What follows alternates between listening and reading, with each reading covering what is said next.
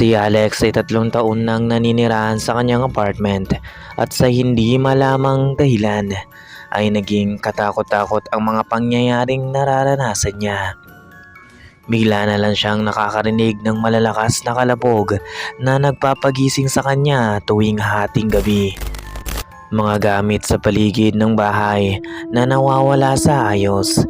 Pero ang nakakakilabot ay ang karanasan nito isang gabi ng isang imahe ang pumilipit sa kanyang mga kamay habang natutulog.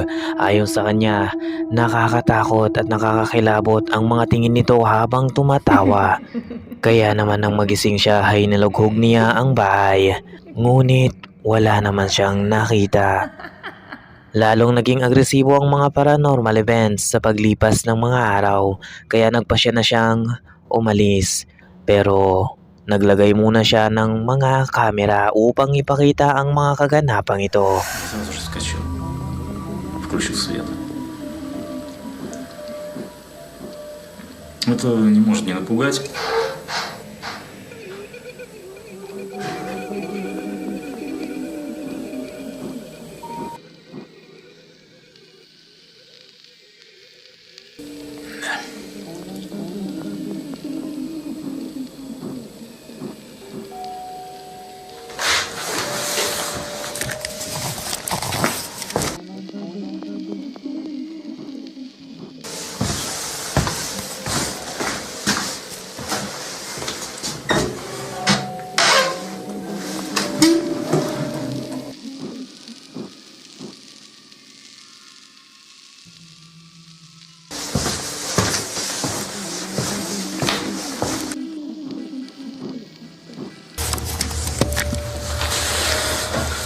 Просто знакомый звук.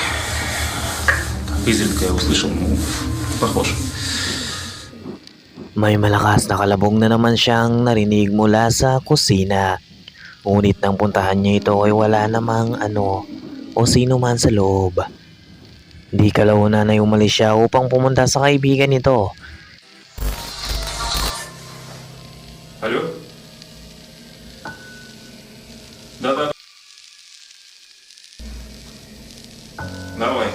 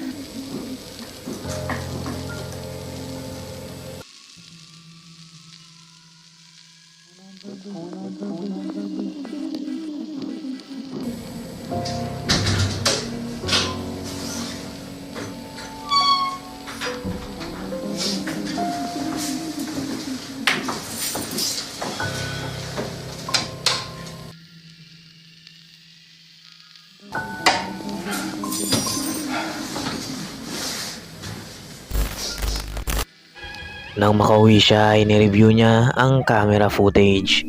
Ngunit hindi malinaw ang nakunan nito dahil sa low quality. Dahil na rin sa pagod ay nagbasya pa siyang manatili sa bahay. Hinayaan niya muling mag-record ang camera at sa pagkakataong ito ay iniwan nitong nakabukas ang ilaw upang mag-record at ang makukunan niya ay talagang creepy.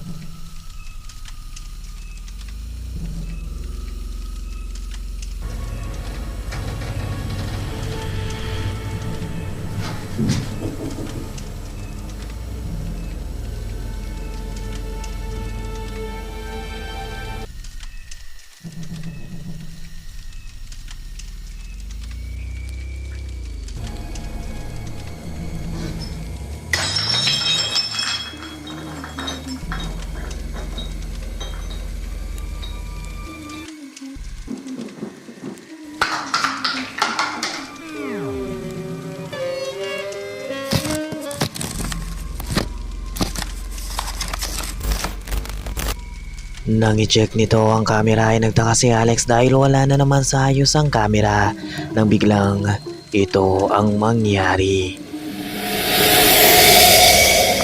Я смотрю, у нас сегодня рыбный день. Охереть вообще.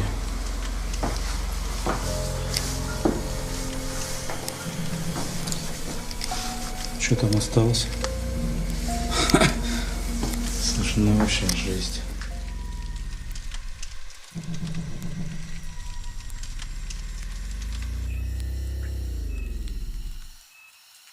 Блять. О.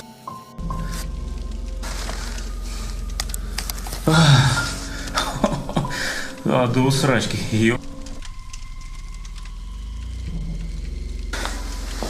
Это можно вообще.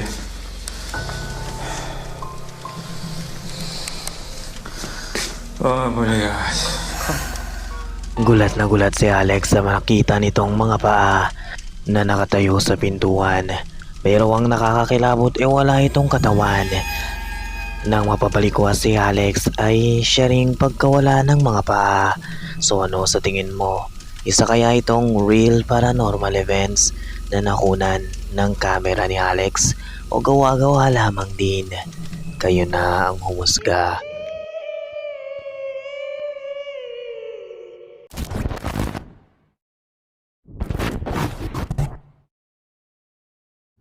Exploration gone wrong. Dalawang magkaibigan na nag-explore sa abandonadong industrial park na makikita sa China.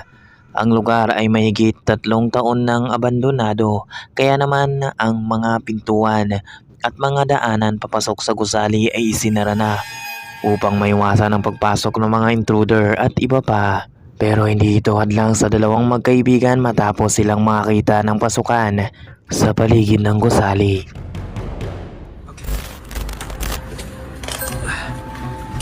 Okay. Nagumpisa silang mag-explore sa bawat palapag ng gusali. Nang biglang may nakita silang hindi nila inaasahan.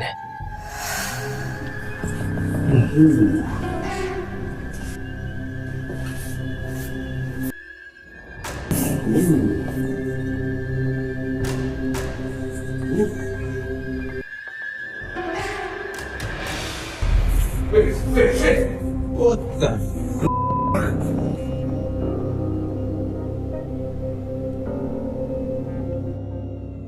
Nakita mo ba? Someone or something ang nakita nilang nakaupo sa loob ng isang silid. What the? Tinawag ng kameraman ang kaibigan nito upang ipaalam ang nakita, ngunit nang muli nila itong silipin ay wala na ito.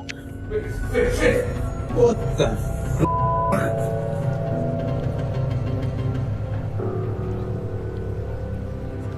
So aksidente kayang nakunan nila ang isang paranormal entity?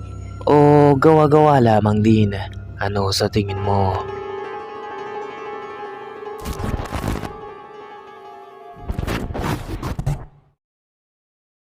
Si Sabrina kasama ang asawa nito ay bumisita sa kilalang Aston Home Mansion sa Birmingham, England. Naitayo ang mansion noong 1680s ni Thomas Holt. Maraming tao ang nagsasabing nakakakita sila ng multo o espiritu ng isang babae na gumagala sa loob ng mansion na pinaniniwalaan ng iba na anak na babae ni Sir Thomas na si Mary. Ayon sa kwento ay kinulong ng ama nito si Mary mahigit 16 years sa isang kwarto ng bahay sa kadahilan ng hindi nito gusto ang kasintahan ni Mary. Ayon pa sa mga sabi-sabi ay nakakulong pa rin ang kaluluwa nito sa silid at ayaw umalis. Taon-taon man ang lumipas, di nagtagal ay naging tourist attraction ang mansion at naging library o museum. Dahil sa dark history ng mansion ay nagpasya ang asawa nitong tawagin ng spirito ni Mary na hindi nila inaasahang magpapakita pala sa kanila. My name's Thomas. Hello. Matapos nilang maranasan ang pangyayari ay naging skeptical naman ang mga viewers sa kadahilan ng hindi siya pumunta upang imbestigahan ang nasaksihan. Pero ayon sa kanya ay off limits ang lugar at maaaring mag-collapse ang hagdanan. Diin pa ng babae ay hindi siya ghost hunter, kaya naman labis siyang kinilabutan sa nakita. So many people are asking this question. Me and my husband are not investigators, nor are we ghost hunters. We was there as tourists. My husband thought it was clever to call out Mary after learning her history of walking around the castle. I was petrified and didn't find it very funny. And as you can hear in the video, I kept saying how scared I was.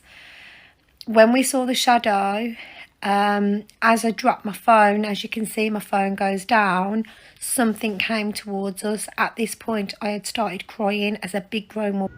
Kahit na off limits pa rin ang lugar ay umakyat pa rin ang asawa nito at hindi nagpapigil. Found it. There's the attic room. I don't think we're allowed to do this, but let's go for it.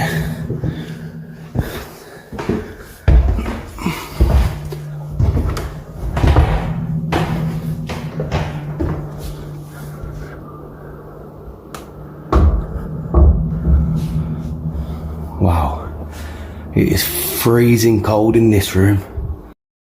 So ito kaya ang espiritu ni Mary na nakakulong pa rin sa silid at hindi matahimik o may iba ka pang eksplenasyon. Dahil umabot ka sa yugtong ito ay nangangahulugang matapang kang nilalang. Kaya kung bago ka pa lang sa channel na ito at gusto mo ng mga ganitong content, mag-subscribe ka na at i-click ang notification. Huwag mo na rin kaligtaan i-like ang video. Baka bisitahin ka pa nila.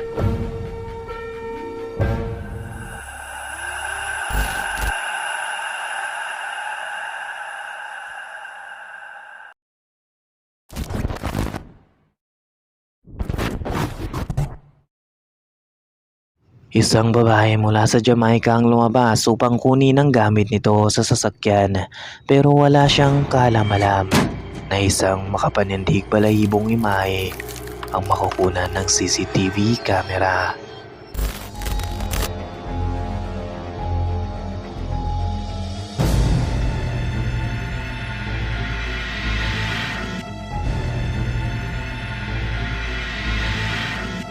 Habang naglalakad ang babae papunta sa sasakyan nito ay kapansin-pansin ng puting imaheng nagmula sa madilim na parte ng kakauyan ang lumulutang papunta sa harap ng pintuan ng bahay nito. Kung ano man ang imaheng ito ay hindi ito mukhang compression glitch. At ang babae sa video ay perfectly clear at kahit ang ilaw ay napakaklaro. So isa kaya itong supernatural entity? At kung hindi man, ano ang white mist na ito?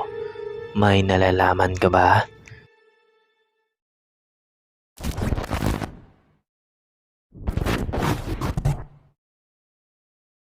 Ito ay mula naman sa All In East TikTok channel kung saan isang araw ay nakakapture ang babaeng ito ng creepy image sa labas ng bintana niya na talagang nagbigay sa kanya ng palaisipan sa kadahilan ng hindi siya makapag-isip ng anumang logical explanation sa nakikita niya. I was scared. There is no one standing there, but there's a silhouette, like a shadow of a person. Yeah. Isang silhouette ng tao ang makikitang nakatayo sa mismong pader ng bahay. Pero wala namang tao sa paligid ng bahay na maaaring dahilan ng anino. Kapansin-pansin din ang kurtinang mabilis na gumalaw bago ito mawala. I believe in those kind of things a bit, but not as much. And I was so scared. I was not a little bit scared. I was scared. But then I decided to enjoy my bank holiday weekend and people from. So as you see, there is nothing at all. Yeah. That's a lamppost. Like,